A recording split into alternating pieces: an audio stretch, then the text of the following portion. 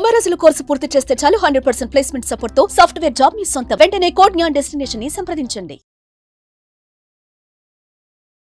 ఇప్పుడు వచ్చేదంతా cricket season. Cricket lovers అందరికీ కూడా ఇది ఒక పెద్ద పండగ లాంటిది. ప్రస్తుతం ఛాంపియన్స్ ట్రోఫీ అవుతుంది.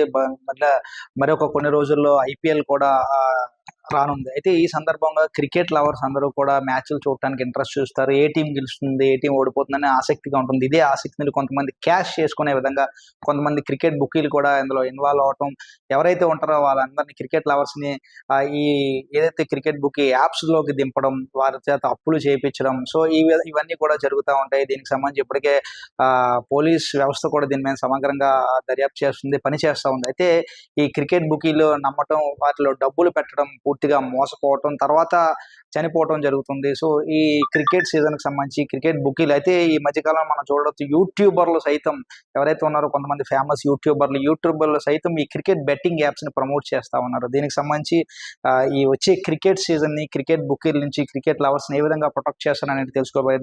విశాఖపట్నం కమిషనర్ ఆఫ్ పోలీస్ మన దగ్గర ఉన్నారు. సార్ చెప్పండి, సో ఇప్పుడు వచ్చేదంతా కూడా క్రికెట్ సీజన్, మరొక 2 నెలల వరకు కూడా 2-3 నెలల వరకు క్రికెట్ సీజన్ పూర్తిగా ఉంటుంది. క్రికెట్ లవర్స్ అందరూ కూడా క్రికెట్ని ఇష్టపడతారు. సో దీన్ని ఆసరాగా తీసుకొని కొంతమంది బుకీల రంగంలోకి దిగుతూ ఉంటారు. దీన్ని ఏ విధంగా మనం చూడొచ్చు? రీసెంట్ గా వైజాగ్ నగరంలో 2 కేసులు మేము బుక్ చేసాము. ఒక కేసులో 12 మంది, ఇంకొక కేసులో 2 అరెస్ట్ చేశాము. బాధితులు చాలా మంది ఉన్నారండి. క్రికెట్ బెట్టింగ్ వల్ల నష్టపోయిన వాళ్ళను పిలిపించి మేము కంప్లైంట్ తీసుకొని భవిష్యత్తులో ఇంకా కేసు కడతాం.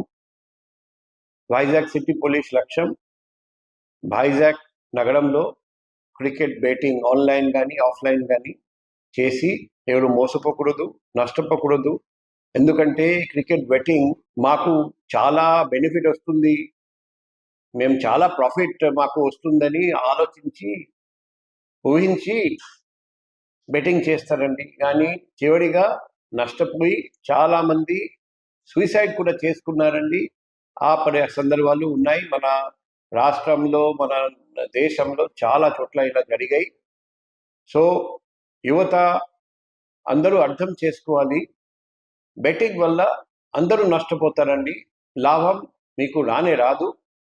మీ జీవితం నాశనం అయిపోతుంది, మొత్తం డబ్బు పోతుంది. మేము కూడా కఠినంగా బుకీస్ అందరినీ శిక్షిస్తాం. ఫర్దర్ కేసులు రిజిస్టర్ చేయబోతున్నాం, ఫర్దర్ అరెస్ట్ చేయబోతున్నాం.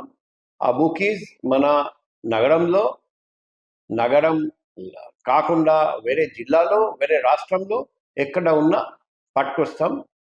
వైజాగ్ వాసులు అందరికీ మా రిక్వెస్ట్, మా పర్సనల్ ఫోన్ నంబర్ 7995095799 ఈ నంబర్కి కాల్ చేసి, లేకపోతే వాట్సాప్ మెసేజ్ పెట్టి, లేకపోతే వాట్సాప్ కాల్ చేసి, లేకపోతే SMS పంపించి, మీకు తెలిసిన ఎవరైనా నష్టపోతే, మోసపోతే, మీకు తెలిసిన బుకీస్ ఎవరైనా ఉంటే మాకు సమాచారం ఇవ్వండి, ఎవిడెన్స్ ఇవ్వండి.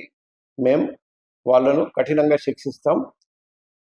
మరొకసారి అందరికీ రిక్వెస్ట్ చేస్తున్నాం, ఎవరు బెట్టింగ్ ఆన్లైన్ కానీ ఆఫ్లైన్ కానీ క్రికెట్ బెట్టింగ్ కానీ ప్రమోట్ చేయొద్దు, పబ్లిసైజ్ చేయొద్దు.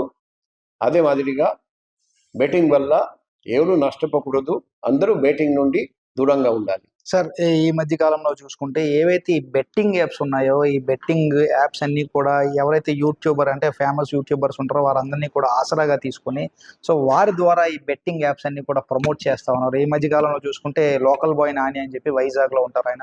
సో ఆయన ఒక బెట్టింగ్ యాప్ని ప్రమోట్ చేయడం, దీన్ని తెలంగాణ ఆర్టీసీ ఎండి సజ్జనార్ గారు కూడా దాన్ని చూడటం, దాని మీద ఆయన ఒక ట్వీట్ కూడా చేశారు. ఇటువంటి పనులు చేయకూడదు యూట్యూబర్స్ ఎవరు కూడా అంటూ ట్వీట్ చేశారు. వైజాగ్ని కూడా ట్యాగ్ చేశారు, వైజాగ్ కమిషనర్తో పాటు డీజీపీని కూడా ట్యాగ్ చేశారు, ట్వీట్ చేశారు. సార్, సో దీన్ని ఎట్లా చూస్తారు?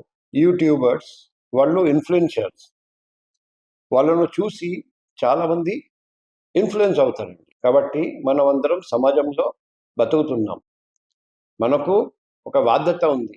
ఒక బాధ్యత గల వ్యక్తి ఇటువంటి బెట్టింగ్ యాప్స్ కానీ లోన్ యాప్స్ కానీ ఎప్పుడు ప్రమోట్ చేయరండి.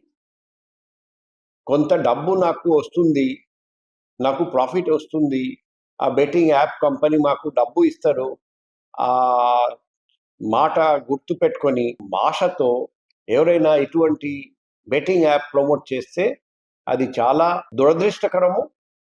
మేము ఎటువంటి పరిస్థితిలో ఇది యాక్సెప్ట్ చేయలేం.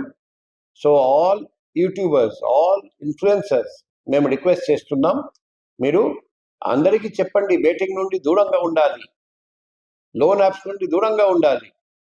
పబ్లిక్కి ఎలా చేస్తే మేలు జరుగుతుంది దాని గురించి మాట్లాడండి.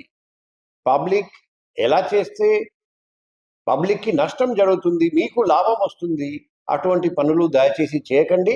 మేం అవసరం ఉంటే యాక్షన్ కూడా తీసుకోవాల్సి వస్తుంది, మేము యాక్షన్ కూడా తీసుకుంటాం.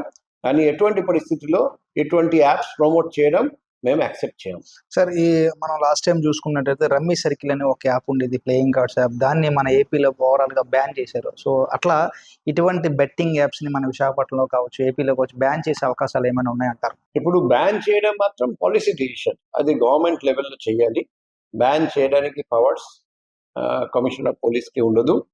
కానీ మన అందరికీ తెలుసు, reserve bank of India online apps, loan apps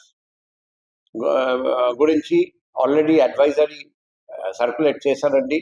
మన గవర్నమెంట్ ఆఫ్ ఇండియా, మన స్టేట్ గవర్నమెంట్ కూడా రెగ్యులర్గా అడ్వైజరీస్ ఇష్యూ చేస్తున్నారండి. సో డిపార్ట్మెంట్ ఆఫ్ టెలికమ్యూనికేషన్స్ వాళ్ళు కూడా చర్య తీసుకుంటున్నారండి. సో మా దృష్టికి వస్తే ఖచ్చితంగా మేము గవర్నమెంట్ దృష్టికి తీసుకెళ్తాం. గవర్నమెంట్ తరఫున తగిన చర్య తీసుకోవడం జరుగుతుంది. ఇప్పుడు ఎవరైతే ఈ లోకల్ బాయ్ ఇన్ఫ్లుయెన్సర్ ఎవరైతే ఉన్నారో, లోకల్ బాయ్ నాని, తను ఈరోజు బెట్టింగ్ యాప్ను ప్రమోట్ చేశారు. So RTC, Telangana RTC Sajjanar కూడా ట్వీట్ చేశారు. సో ఈ దీనికి సంబంధించి ఎవరైతే ఈ లోకల్ బాయ్ నాని అన్న ఆయన ఉన్నారో ఆయనతో మాట్లాడే ప్రయత్నం ఏమైనా చేస్తున్నారో, ఆయనకి ఏమైనా ఇట్లా చేయకూడదు బాబు అని చెప్పే అవకాశాలు ఏమైనా ఉన్నాయంటారు, లేకపోతే యాక్షన్ తీసుకునే అవకాశాలు ఏమైనా ఉన్నాయంటారు? ఇప్పుడు మా దృష్టికి వచ్చింది, మేము వెరిఫై చేసి ఈ ఇష్యూలో కూడా తగిన చర్య తీసుకుంటాం. రైట్. ఇది ప్రస్తుత పరిస్థితి. ఏదేమైనప్పటికీ కూడా ఎవరైతే క్రికెట్ లవర్స్ ఉన్నారో, క్రికెట్ లవర్స్ ఏది కష్టపడకుండా ఏ ఒక్క రూపాయి కూడా సింపుల్గా రాదు, బెట్టింగ్ యాప్స్ని నమ్మి మీ జీవితాన్ని నాశనం చేసుకోవద్దు. ఎవరైతే ఇన్ఫ్లుయెన్సర్స్ ఉంటారో, యూట్యూబ్ ఇన్ఫ్లుయెన్సర్ ఎవరైతే ఉన్నారో, మీరు మంచిని ప్రమోట్ చేయండి. అంతేగాని ఇటువంటి బెట్టింగ్ యాప్స్ని కనుక ప్రమోట్ చేస్తే మేము సీరియస్గా యాక్షన్ తీసుకుంటాం, తర్వాత మీరు ఇబ్బంది పడతారు. సో అటువంటి విధంగా మీరు ముందుకు వెళ్ళొద్దు. ఎందుకంటే మీరు ఒక ఇన్ఫ్లుయెన్సర్స్ అన్నప్పుడు అందరూ మీ నుంచి మంచి రావాలని కోరుకుంటారు, మంచి మీరు కూడా ఇవ్వాలి. అంతేగాని ఇటువంటి బెట్టింగ్ యాప్స్ మీరు ప్రమోట్ చేయడం వల్ల అది ఎంతవరకు కరెక్ట్ కాదు. ఈ విషయంలో మేము సమగ్ర దర్యాప్తు జరిపి, ఏదైతే లోకల్ బాయ్ నాని ఉన్నాడో ఈ విషయం ఇప్పుడే మా దృష్టికి వచ్చింది, దీనిపై సమగ్ర దర్యాప్తు జరిపి విచారణ చేస్తామంటూ కూడా సిపి చెప్తున్నారు. ఏదేమైనప్పుడు కూడా బెట్టింగ్ యాప్లకి ప్రజలందరూ కూడా దూరంగా ఉండాలని అందరితో పాటు మనం కూడా కోరుకుందాం. కెమెరా పర్సన్ రమణతో చందు, సుమన్ టీవీ, విశాఖపట్నం. సుమన్ టీవీలో మీ పర్సనల్ అండ్ బిజినెస్ ప్రమోషన్స్ కోసం కింది నెంబర్కి కాంటాక్ట్ చేయండి.